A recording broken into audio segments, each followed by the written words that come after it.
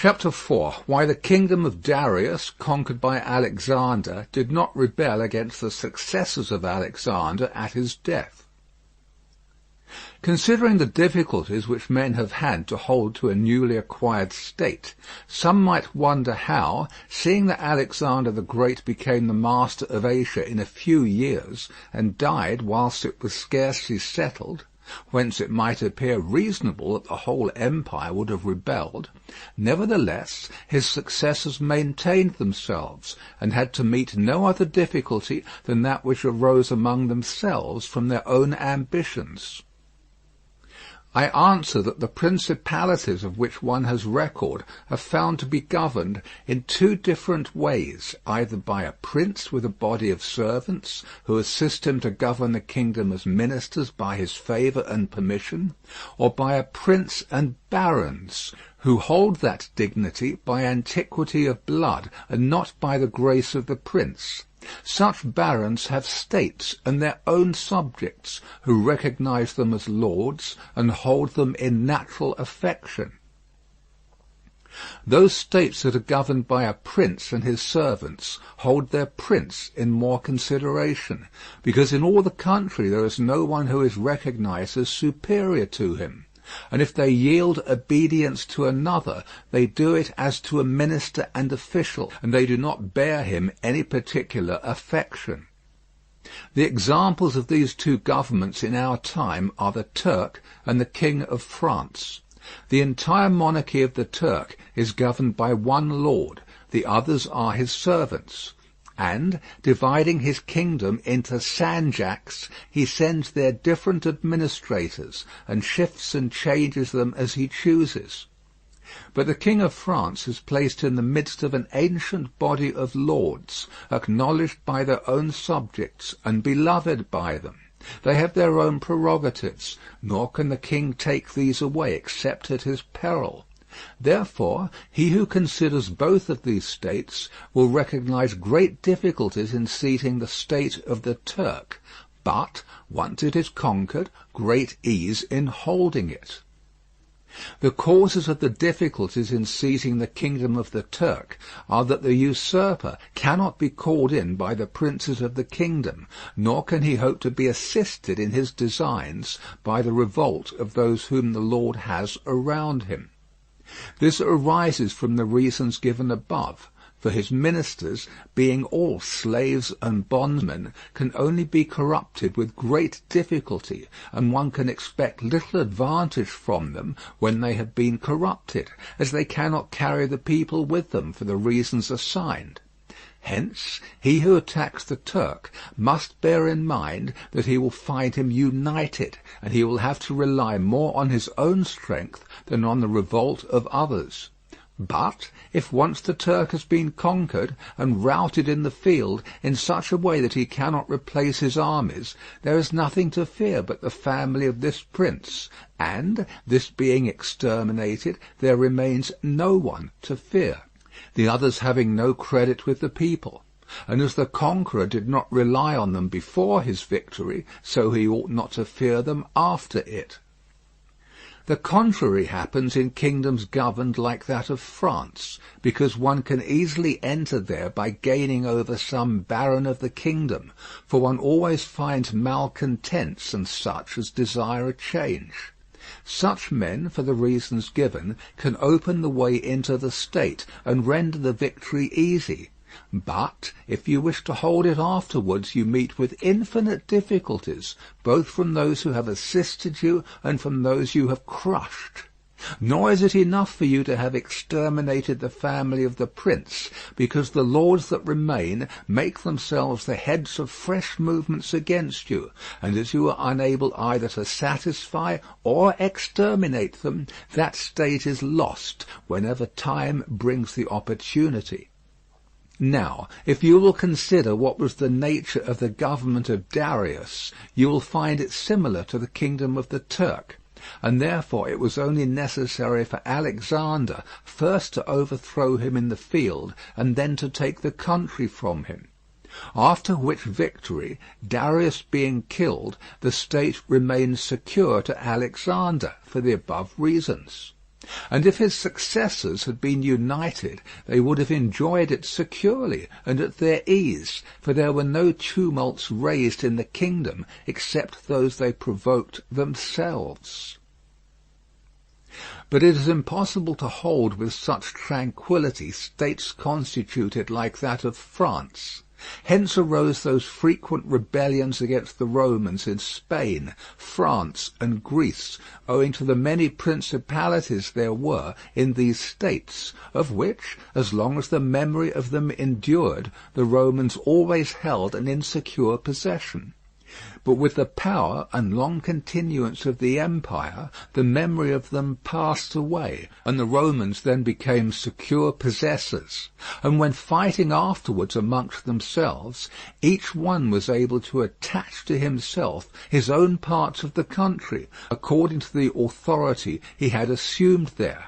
And the family of the former lord being exterminated, none other than the Romans were acknowledged. When these things are remembered, no one will marvel at the ease with which Alexander held the empire of Asia, or at the difficulties which others have had to keep an acquisition, such as Pyrrhus and many more. This is not occasioned by the little or abundance of ability in the conqueror, but by the want of uniformity in the subject state. Chapter 5, concerning the way to govern cities or principalities which lived under their own laws before they were annexed. Whenever those states which have been acquired as stated have been accustomed to live under their own laws and in freedom, there are three courses for those who wish to hold them. The first is to ruin them. The next is to reside there in person. The third is to permit them to live under their own laws, drawing a tribute, and establishing within it an oligarchy which will keep it friendly to you. Because such a government, being created by the prince, knows that it cannot stand without his friendship and interest, and does its utmost to support him. And therefore he who would keep a city accustomed to freedom will hold it more easily by the means of its own citizens than in any other way. There are, for example, the Spartans and the Romans. The Spartans held Athens and Thebes, establishing there an oligarchy. Nevertheless, they lost them. The Romans, in order to hold Capua, Carthage, and Numantia, dismantled them and did not lose them. They wished to hold Greece as the Spartans held it, making it free and permitting its laws, and did not succeed. So to hold it they were compelled to dismantle many cities in the country, for in truth there is no safe way to retain them otherwise than by ruining them. And he who becomes master of a city accustomed to freedom and does not destroy it may expect to be destroyed by it. For in rebellion it has always the watchword of liberty and its ancient privileges as a rallying point, which neither time nor benefits will ever cause it to forget. And whatever you may do or provide against, they never forget that name or their privileges unless they are disunited or dispersed. And at every chance they immediately rally to them, as Pisa after the 100 years she had been held in bondage by the Florentines. But when cities or countries are accustomed to live under a prince, and his family is exterminated, they, being on the one hand accustomed to obey, and on the other hand not having the old prince, cannot agree in making one from amongst themselves, and they do not know how to govern themselves. For this reason they are very slow to take up arms, and a prince can gain them to himself and secure them much more easily. But in republics there is more vitality, greater hatred, and more desire for vengeance, which will never permit them to allow the memory of their former liberty to rest, so that the safest way is to destroy them, or to reside there. Chapter 6, concerning new principalities which are acquired by one's own arms and ability. Let no one be surprised if, in speaking of entirely new principalities, as I shall do, I adduce the highest examples both of prince and of state. Because men, walking almost always in paths beaten by others, and following by imitation their deeds, are yet unable to keep entirely to the ways of others, or attain to the power of those they imitate. A wise man ought always to follow the paths beaten by great men, and to imitate those who have been supreme, so that if his ability does not equal theirs, at least it will savour of it. Let him act like the clever archers who, designing to hit the mark which yet appears too far distant, and knowing the limits to which the strength of their bow attains, take aim much higher than the mark, not to reach by their strength or arrow to so great a height, but to be able with the aid of so high an aim to hit the mark they wish to reach. I say, therefore, that in entirely new principalities, where there is a new prince, more or less difficulty is found in keeping them, according as there is more or less ability in him who has acquired the state.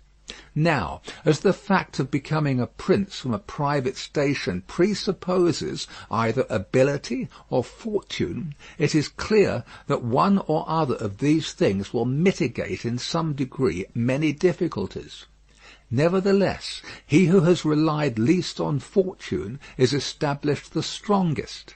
Further, it facilitates matters when the prince, having no other state, is compelled to reside there in person. But to come to those who, by their own ability and not through fortune, have risen to be princes, I say that Moses, Cyrus, Romulus, Theseus, and such like are the most excellent examples. And although one may not discuss Moses, he having been a mere executor of the will of God, yet he ought to be admired, if only for that favour which made him worthy to speak with God. But in considering Cyrus and others who have acquired or founded kingdoms, all will be found admirable. And if their particular deeds and conduct shall be considered, they will not be found inferior to those of Moses, although he had so great a preceptor. And in examining their actions and lives, one cannot see that they owed anything to fortune beyond opportunity, which brought them the material to mould into the form which seemed best to them. Without that opportunity their powers of mind would have been extinguished, and without those powers the opportunity would have come in vain. It was necessary, therefore, to Moses that he should find the people of Israel in Egypt enslaved and oppressed by the Egyptians, in order that they should be disposed to follow him so as to be delivered out of bondage. It was necessary that Romulus should not remain in Alba, and that he should be abandoned at his birth, in order that he should become king of Rome and founder of the fatherland. It was necessary that Cyrus should find the Persians discontented with the government of the Medes, and the Medes soft and effeminate through their long peace. Theseus could not have shown his ability had he not found the Athenians dispersed. These opportunities, therefore, made these men fortunate, and their high ability enabled them to recognize the opportunity whereby their country was ennobled and made famous. Those who by valorous ways become princes, like these men, acquire a principality with difficulty, but they keep it with ease. The difficulties they have in acquiring it rise in part from the new rules and methods which they are forced to introduce to establish their government and its security. And it ought to be remembered that there is nothing more difficult to take in hand, more perilous to conduct, or more uncertain in its success, than to take the lead in the introduction of a new order of things, because the innovator has for enemies all those who have done well under the old conditions, and lukewarm defenders in those who may do well under the new. This coolness arises partly from fear of the opponents, who have the laws on their side, and partly from the incredulity of men, who do not readily believe in new things until they have had a long experience of them.